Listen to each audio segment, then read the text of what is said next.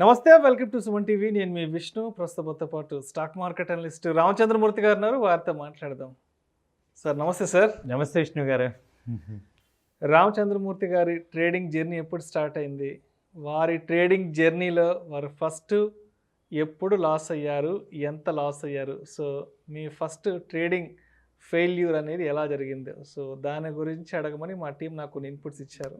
చాలా మంచి క్వశ్చన్ అండి. ఇన్పుట్ మీ టీంకి చాలా హ్యాట్సాప్ చెప్పాలి. ఎందుకంటే failures are stepping stones for success అని. సో అంతవరకు ఏంటంటే నేను 2006లో స్టార్ట్ చేశాను. చాలా చిన్నగా కంపెనీస్ కొనుక్కునేవాడిని. నా ఫస్ట్ నేను ఇన్వెస్ట్ చేసింది అశోక్ లేలాండ్ 10 రూపీస్లో కొన్నాను. 10 రూపాయలు. మారుతి వచ్చి 1500 అలా ఉండేది. సో అక్కడ కొన్ని స్టేట్ బ్యాంక్ ఆఫ్ ఇండియా 700, 800 అలా ఉండేది. అది 3000 దాకా వెళ్ళింది. ఆ తర్వాత స్ప్లిట్ అయింది అది. సో అలాంటి టైంలో నేను ఎంటర్ అయ్యాను. సో ఇప్పుడు కూడా మేము ఐటీ కంపెనీస్ అప్పుడు ఉండేవి బాగా. సో ఆ టైంలో మంచి భూమి ఉండేది 2006 ఆ టైంలో 8 వరకు. సో అలా నేను దాదాపు అప్పుడే ఒక 1 lakh ఇన్వెస్ట్ చేసేవాడిని. అప్పట్లోనే 1 lakతో వచ్చాను, చేశాను. సో బాగానే సంపాదించాం. 2 ఏళ్ళు ఒక 20,000, 25,000 దాకా వచ్చాయి. ఆ తర్వాత ఏం చేశానంటే ఒక 50,000 సత్యం షేర్లు కొన్నా. సత్యం అంటే 2008 ఆ రేంజ్లో. అసలు ఫస్ట్ డబ్బులు ఇంత కళ్ళ ముందు వైప్ అవుట్ అవటం అనేది ఇక అప్పుడే చూసాం మేము. సత్యం షేర్స్ ఫాలో అవటం, ఆ న్యూస్ రావటం అనేది అది ఓలుకోలేని దెబ్బ. 50,000 పోయినాయి నాకు ఆ రోజుల్లో. 50,000 అంటే చాలా పెద్ద అమౌంటే. నాతో పాటు నేను రికమెండ్ చేసిన క్లయింట్లు అందరూ కూడా వాళ్ళకి కూడా లాస్ వచ్చాయి. అందరూ లబ్బదీపం అన్నాం. అది 300 షేర్ వచ్చి 30 రూపాయలకి ఇక సర్క్యూట్స్ బ్రేక్ అయ్యి ఇక సింగిల్ డిజిట్ ఒక్క రోజులో రావటం అనేది ఇలా కూడా జరుగుతుందా? అసలు మార్కెట్లో ఇలాంటివి కూడా ఉంటాయా? ఇలాంటి ప్రమాదాలు కూడా ఉంటాయా అనేది అసలు ఒక 4-5 రోజులు తేరుకోలే ఎవరు. అసలు అందరం కూడా సంపాదించేదేమో తక్కువ, పోగొట్టుకునేది ఎక్కువ, ఇంతుందా అనేది అయిపోయింది. సో బాగా పెద్ద రిమెంబర్ లాస్ అదే. అంటే మన చేతుల్లో లేకుండా కూడా లాస్ అవుతాం అనేది అక్కడ అర్థమైంది నాకు. మామూలుగా కంపెనీస్ అంతకుముందు ఏంటంటే ఓకే మార్కెట్ పడుతుంది, 4 రోజులు అయితే మళ్ళీ పైకి వెళ్తుంది, మన రేట్లు వస్తాయి, ఒక 4 రోజులు అటు ఇటుగా ఉంచుకోవటం, ఇవన్నీ జరిగినాయి. కానీ అసలు పడిపోయి ఇంకా లేవటం లేదు. ఇక అసలు కంప్లీట్గా ఇక లాసు. అంటే ఈక్విటీలో కూడా లాస్ అనేది ఇక నేను సత్యంలో కళ్ళారా చూసాను. అసలు అప్పుడు నేను ఏంజల్ బ్రోకింగ్లో వర్క్ చేసేవాడిని. సో అసలు కొన్ని దాదాపు 100-150 క్లయింట్లకు ఉండేవి. అసలు అంతమంది. అదివరకు ఏంటంటే ఇది ఆన్లైన్ మొబైల్ ఇవేం లేవు, అంత ఆఫీస్కి వచ్చి ఫోన్ చేసుకోవటమే కదా. అప్పుడు అది చూసాను అనమాట. చాలామంది అసలు వైపౌట్ అవటం, ఇక క్రాష్ అవటం అంటే ఇంత ఇదిగా ఉంటుంది అనేది మేము చూసాం అది. సో అది ఒక పెద్ద లెసన్ అనమాట. ఇక సో రామచంద్రమూర్తి గారు, మరి ఆ టైంలో మీరు ఎంత అమౌంట్ లాస్ అయ్యారు కదా, సో మిమ్మల్ని మీరు సైకలాజికల్గా సో ఎలా కంట్రోల్ చేసుకున్నారు మీ ఎమోషన్స్ని? అసలు కంట్రోల్ చేసుకోలేకపోయాను సార్ హానెస్ట్గా. చాలా ఫీలింగ్ వచ్చేసింది. ఇది అప్పట్లో అమౌంట్స్ మన శాలరీస్ అవన్నీ చాలా తక్కువ ఉండేవి. అసలు అంత పెద్ద అమౌంట్ పోవటం అనేది అసలు మళ్ళీ ఎప్పుడు రికవర్ అవుద్ది ఏంటి ఇదంతా చాలా ఒక 10-15 రోజులు డిస్టర్బ్ అయిపోయాం ఆ కంపెనీలో, న్యూస్లో అవి ఇవి. సో ఇక ఏంటంటే అప్పుడు ఏమైందంటే అప్పటిదాకా అసలు గోల్ అనేది లేదు ఈ స్టాక్ మార్కెట్లో. అప్పుడు అసలు అర్థమైంది ఏంటిది, దీన్ని ఏదైనా స్టడీ చేయాలా అని. ఎప్పుడైతే ఫెయిల్ అవుతామో దాని నుంచి మనకి ఏంటంటే న్యాచురల్గా 2 ఆప్షన్స్ వస్తాయి. ఒకటిగా దానికి దండం పెట్టేసేసి ఇక తప్పించుకోవటం. చాలామంది ఆ పని చేశారు ఆ టైంలో. 2008 విపరీతమైన ఫాల్ వచ్చింది మార్కెట్స్ అన్నీ కూడా. ఆర్థిక సంక్షోభం వచ్చింది. ఆ టైంలో అసలు ఒక్కోసారి అసలు ఇవాళ మార్కెట్ క్లోజ్ అయితే చాలు అన్నట్టు ఉండేది, అంత ఫాల్ అయ్యేది. సో అసలు మార్కెట్స్ ఎప్పుడు క్లోజ్ అవుతాయా అన్నట్టు ఉండేది. అలాంటి టైంలో ఏంటంటే అర్థమైంది ఏంటంటే ఏదో ఈ ఫీల్డ్లో ఉండాలా, లేకపోతే ఇక ఈ ఫీల్డ్కి దండం పెట్టి వెళ్ళిపోవాలా అనేది 2 ఆప్షన్స్ వచ్చినప్పుడు. సో ఆ 2 ఆప్షన్ నేను తీసుకున్నాను. నిలబడదాం, ఎక్కడ పోయిందో అక్కడ ఎత్తుక్కోవాలి. సో మనం ఎక్కడ పోయిందో ఇంకా వేరే చోట మనకి ఎక్కడ దొరుకుతుందో ఇక్కడ ఎత్తుక్కోవాలి కదా అనేది అనిపించింది. సో అప్పటి నుంచి అసలు ఏంటంటే నిజంగా స్టడీ చేయాలి. ఊరికే బ్లైండ్గా అప్పటి వరకు మాకు ఎవరు చెప్తే అది కొనేవాళ్ళం. మాకు ముంబై నుంచి అడ్వైజర్స్ మాట్లాడేవాళ్ళు. వాళ్ళు అప్పుడు ముంబై అంటే చాలా ఫేమస్, ఇక బాంబే అడ్వైజర్స్ అంటే వాళ్ళు చెప్పేవాళ్ళు, వాళ్ళ గురువుగారులు, మనం వినేవాళ్ళం. అప్పుడు ఏమైందంటే వాళ్ళందరూ కూడా, మేము ప్రాబ్లం ఎక్కడ వచ్చిందంటే ఎవరికి దీని మీద క్లారిటీ లేదు. మేము అడుగుతున్న వాళ్ళని ఉంచుమా అమ్మేమా అని, వాళ్ళేమో ఉంచుకోండి అన్నారు. అసలు సాయంత్రం కల్లా పరిస్థితి మారిపోయింది. మధ్యాహ్నం 12-1 గంట దాకా అది 200 అలా ఉండేది.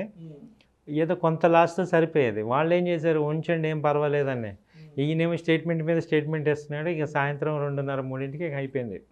ఇక అప్పుడు ఏం చేయలేని పరిస్థితి ఇక. సో అప్పుడు అర్థమైంది ఏంటంటే, ఇది మనకంటే ఇది నా డబ్బు, ఇది ఎవరు అడ్వైజ్ చేసినా కానీ ఈ డబ్బు అయితే నాదే కదా, దెబ్బ తగిలేది నాకే కదా, మంచైనా చెడైనా నాకే కాబట్టి, సో నేను ముందు కేర్ఫుల్గా ఉండాలి. ఇంత రిస్క్ అనేది నేను తీసుకోకూడదు, ఇంత ఎందుకు అనేది అప్పుడు నాకు అసలు రియలైజేషన్ అయింది. సో మార్కెట్ మీద ఇలా కాదు, దీన్ని ఒక పద్ధతి ఉంది. అప్పటి నుంచి నేను ఏంటంటే అలా పద్ధతి, రిస్క్ మేనేజ్మెంట్ అని, తర్వాత ఈ అనాలిసిస్ ఎలా చేసుకోవాలి స్టాక్స్ని, అప్పుడు నేను ఫండమెంటల్గా చూసేవాడిని. ఫస్ట్ కంపెనీ అనాలిసిస్ ఏంటి, బ్యాలెన్స్ షీట్లు, అంత టెక్నికల్ అప్పుడు లేదు. అంత టెక్నికల్ ఇన్ఫర్మేషన్ అవైలబిలిటీ లేదు, డిజిటల్ ఇన్ఫర్మేషన్ కూడా లేదు అప్పుడు మాకు. సో ఓన్లీ అప్పుడు ఏంటంటే ఆ తర్వాత నుంచి అసలు కంపెనీ ఏంటి, ఫండమెంటల్స్ ఏంటి, ఫైనాన్షియల్స్ ఏంటి, బ్యాలెన్స్ షీట్స్ ఏంటి. అప్పుడు ఇంకా ఇంటర్నెట్లో కూడా ఇవి వచ్చేవి కాదు, అంత ఫిజికల్, పేపర్ బేస్డ్. పొద్దున్నే పేపర్ చదవటం, ఆ కంపెనీస్ రాసుకోవటం, అవన్నీ అక్కడి నుంచి అసలు ఎవ్రీ 3 months క్వార్టర్ రిజల్ట్స్ ఏమున్నాయి ఏంటనేది చూసుకోవటం, అలా ఇంప్రూవ్మెంట్ చేసుకున్నాం. అప్పుడు ఆ ఫిజికల్ వర్క్ కాబట్టి బాగా సబ్జెక్ట్ ఎక్కేది. ఇప్పుడు ఏ కంపెనీ రిజల్ట్స్ అనగానే మనం మర్చిపోతాం. అది వరకు ఏంటంటే మేము రాసుకునేవాళ్ళం, పెట్టుకున్నాం కాబట్టి ఒక నోట్స్, సెల్ఫ్ నోట్స్ ఉండేవి. సో ఈ కంపెనీ రిజల్ట్స్ బాగున్నాయి, ఇది బాగాలేదు, ఇది.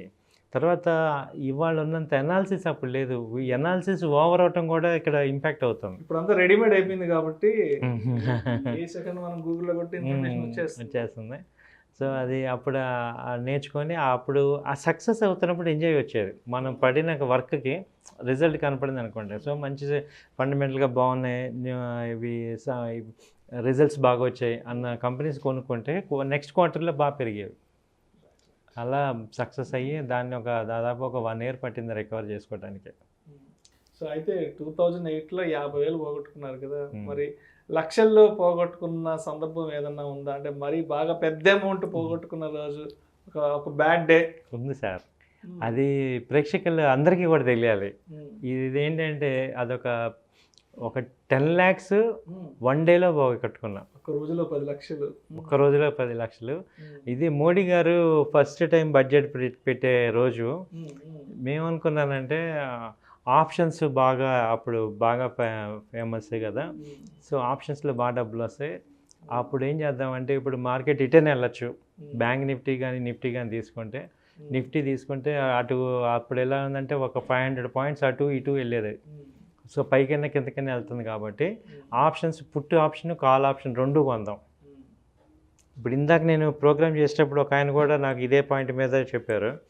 అప్పుడు నేను ఏమనుకున్నానంటే, నేనే పెద్ద డిస్కవరీ చేశాను, ఈ ఫార్ములా అసలు ఎవరికి తెలియదు, నేనే డిస్కవరీ చేశానని పుట్ ఆప్షన్, కాల్ ఆప్షన్ 2 కొన్నాం. నేను కొనడమే కాకుండా చాలామందిని కొనిపించాను.